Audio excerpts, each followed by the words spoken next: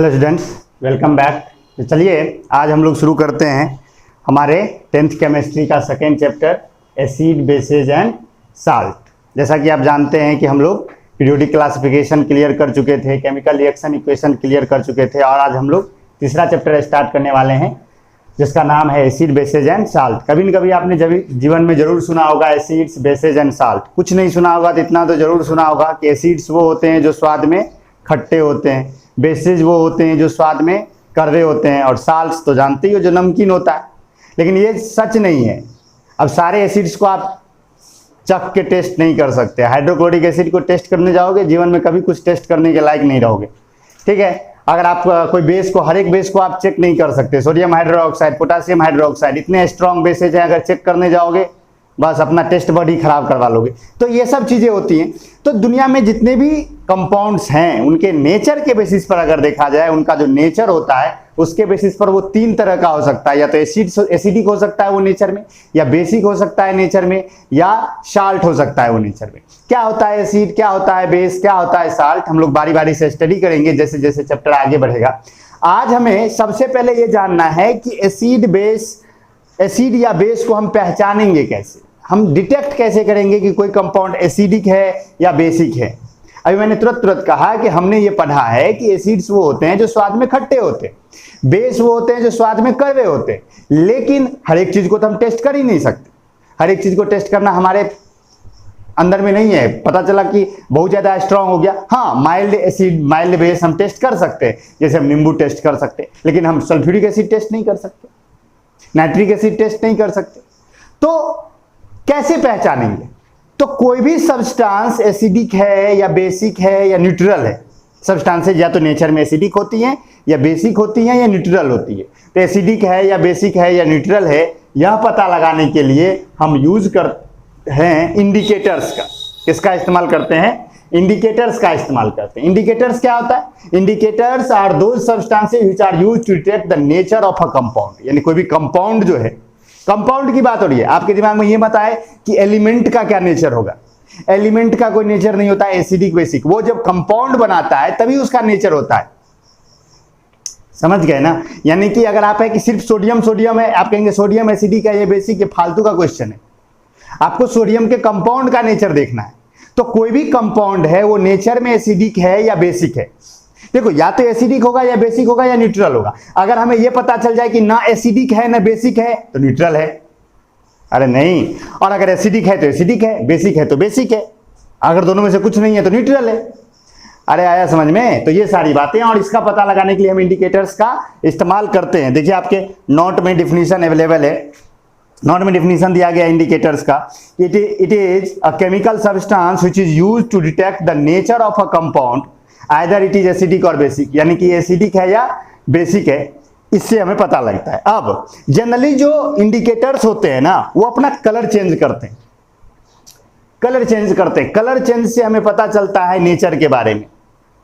For example, आपने अगर जीवन में कभी एसिड बेस पढ़ा होगा तो एसिड को पहचानने के लिए क्या आपको पढ़ाया गया कि लिटमस पेपर लीजिए और एसिड को, अगर आप ब्लू लिटमस को एसिड में डालोगे तो वो रेड हो जाएगा। और आपने बेस के बारे में क्या पढ़ा होगा कि रेड लिटमस को आप बेस में डालिए वो ब्लू हो जाएगा। तो ये क्या हुआ? Change in colour. तो जो इंडिकेटर्स होते हैं वो क्या करते हैं? अपने कलर को चेंज करके हमें ये इंफॉर्मेशन देते हैं कि जिस कंपाउंड में तुमने डाला है वो एसिडिक है या बेसिक है। कंपाउंड से पता चलता है, उस कलर से हमें पता चलता है। कलर से हम कंपाउंड के नेचर पे बात करते हैं। सबसे मोस्ट कॉमन जो इंडिकेटर है हमारा वो लिटमस ही है। जनरली हम लिटमस का यूज करते हैं। लेबोरेटरी में सबसे अधिक लिटमस पेपर ही इस्तेमाल किया जाता है या लिटमस का सॉल्यूशन ही इस्तेमाल किया जाता है। उस पर हम बाद में आते हैं, समझ गए? तो ऐसी जो इंडिकेटर्स होते हैं उनका कलर अलग अलग होता है। इन द एसिडिक मीडियम वो कोई और कलर देता है, इन द बेसिक मीडियम वो कोई और कलर देता है, और उस कलर से हमें पता चल जाता है कि कंपाउंड एसिडिक है या बेसिक है। ओके, ठीक है। अब देखिए, जो इंडिकेटर्स होते हैं वो दो टाइप्स के होते हैं, natural indicators and synthetic indicators. Natural indicators को आप ऑर्गेनिक इंडिकेटर्स भी कहते हैं। नेचुरल इंडिकेटर्स, नाम से ही पता चल रहा है कि नेचुरल इंडिकेटर्स वो होंगे जो नेचुरल सोर्स से आपको मिलेंगे। नेचुरल सोर्स से जनरली जो प्लांट होते हैं उनसे मिलता है आपको, प्लांट से, अलगा से, उनसे मिलता है आपको क्या? Natural indicators. तो नेचुरल इंडिकेटर्स वो हैं जो आपको नेचुरल सोर्स से मिलता है जो केमिकल, और अगर वो इंडिकेटर की तरह काम करता है तो वो नेचुरल इंडिकेटर है। फॉर एग्जांपल हम सभी के घर में नेचुरल इंडिकेटर है, टर्मरिक, हल्दी। कभी अगर आपकी गंजी में या आपके उजले शर्ट पर अगर हल्दी लग गया हो और जब आप उसे साफ करने जाते हैं और साबुन लगाते हैं तो हल्दी रेड हो जाता है। आपने अगर महसूस किया हो कभी जीवन में कि हल्दी अगर गिरा लिया भोज खाते खाते तो भूल गया कि कपड़ा भी पहने हुए हैं, ढाल लिया, तो मान लो कि हल्दी लग गया ना, अब तो हल्दी लग गया तो तुम क्या किया, उस पर जब साबुन लगाया तो हल्दी क्या हुआ, रेड हुआ। हल्दी रेड हुआ मतलब है कि कलर चेंज हुआ ना। वो पहले क्या था, हल्दी का कलर क्या होता है, येलो। हल्दी का कलर येलो होता है और आपने उसमें साबुन लगाया वो रेड हो गया, तो कलर चेंज हो गया। कलर चेंज हुआ और हमें पता चल गया। तो टर्मरिक जो है वो भी एक इंडिकेटर की तरह वर्क करता है। ऐसे बहुत से कंपाउंड्स हैं आपके, वो आपने देखा होगा वो अड़हुल का फूल होता है, हिबिस्कस का जो होता है, चाइना रोज जो होता है, चाइना रोज के पेटल्स भी इंडिकेटर्स की तरह वर्क करते हैं। चाइना रोज का पेटल्स ले लीजिए आप और उसे आप एसिड में डालिए, बेस में डालिए, अलग अलग कलर का हो जाएगा। तो इंडिकेटर्स वही होते हैं जो एसिड और बेस में अलग अलग रंग देते हैं, और दो तरह के होते हैं, नेचुरल और सिंथेटिक। नेचुरल वो हुआ जो नेचुरल सोर्स से मिला, सिंथेटिक वो हुआ जो लेबोरेटरी में प्रिपेयर्ड किया गया। लेबोरेटरी में जिस इंडिकेटर को बनाया गया वो क्या हो गया, सिंथेटिक इंडिकेटर। तो दोनों का डिफिनीशन नोट में अवेलेबल है। देखिए क्या लिखा है कि indicators are of two types, organic indicators और natural indicators, and second is synthetic indicators. Natural indicators क्या है या ऑर्गेनिक इंडिकेटर्स क्या है, those indicators which are obtained from natural sources, generally plants.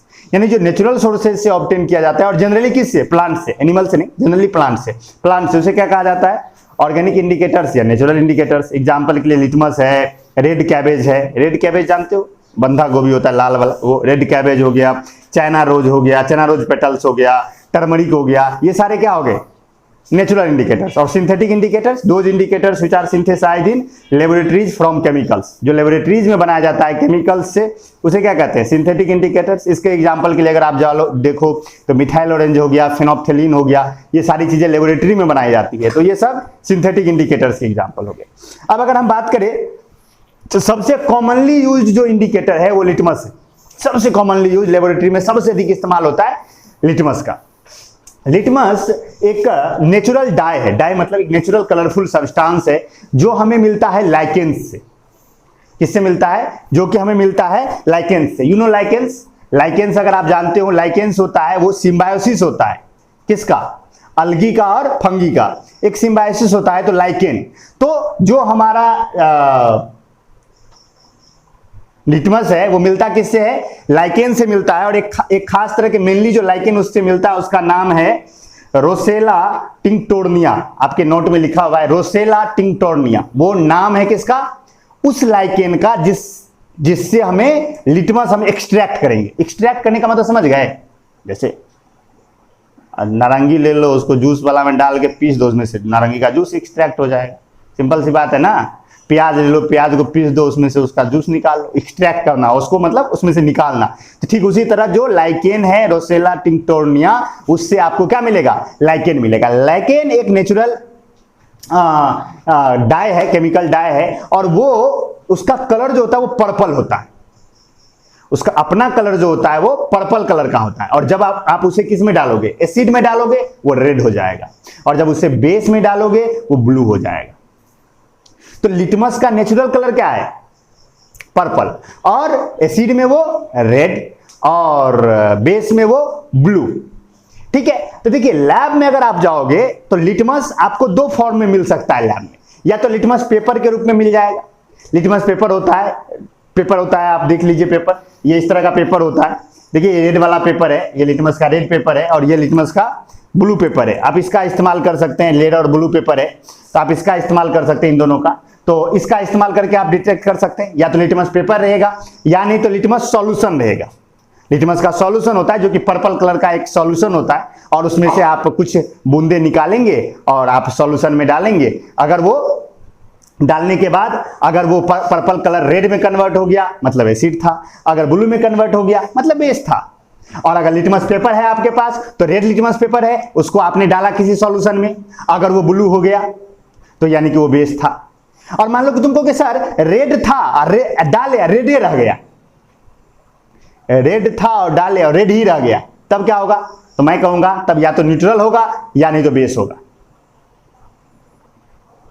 Red litmus paper अगर neutral solution में डालोगे, neutral compound में डालोगे, कलर चेंज नहीं करेगा।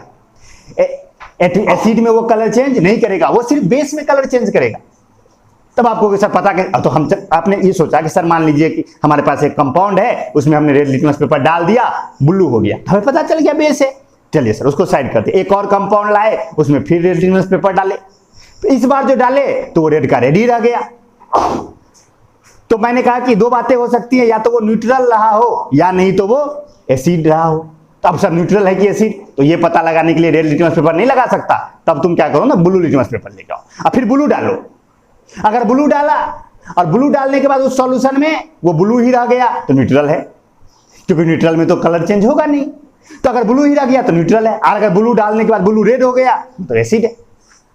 तो लिटमस पेपर का यूज करके आप क्या कर सकते हो, नेचर को डिटेक्ट कर सकते हो। लिटमस पेपर बहुत कॉमनली यूज होता है, लिटमस सॉल्यूशन भी है। अब आप कहोगे सर लिटमस सॉल्यूशन मान लीजिए हम डाल दिए, किसी सॉल्यूशन में कोई कंपाउंड था उसमें हम लिटमस डाल दिए, तो लिटमस का भी तो कुछ नेचर होगा, लिटमस तो चेंज कर देगा ना।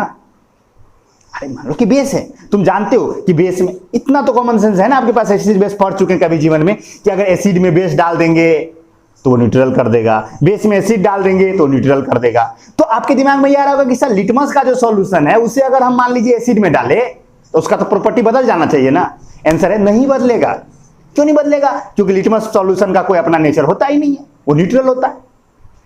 जैसे पानी न्यूट्रल होता है वैसे लिटमस सॉल्यूशन न्यूट्रल होता है। तो आप अगर किसी एसिडिक सॉल्यूशन में लिटमस डाल भी दोगे तो उसका नेचर नहीं बदलेगा, क्योंकि लिटमस खुद क्या है, न्यूट्रल है।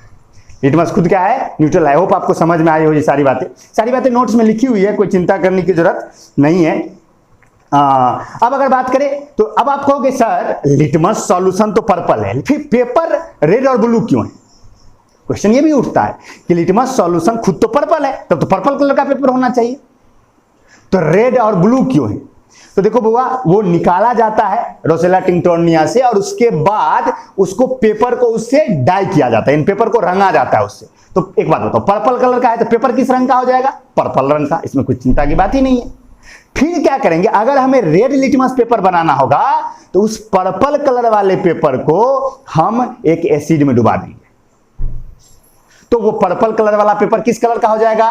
रेड कलर का। फिर हम उसे क्या करेंगे, सुखा देंगे और कट कर देंगे, तो रेड लिटमस पेपर तैयार हो गया। और अगर हमें ब्लू लिटमस पेपर बनाना होगा तो उस पर्पल कलर के पेपर को जो हमने वो जो जूस निकाला था उसमें से लिटमस का जो जूस निकाला था उसको उसमें क्या करेंगे, एक पेपर को डुबा देंगे, फिर वो पर्पल का हो जाएगा। और फिर उसको क्या करेंगे, उसे एक बेस में डुबा देंगे, तो बेस में डुबाएंगे तो वो ब्लू कलर का हो जाएगा। फिर उसे सुखा लेंगे और काट लेंगे, ब्लू लिटमस पेपर तैयार हो जाएगा।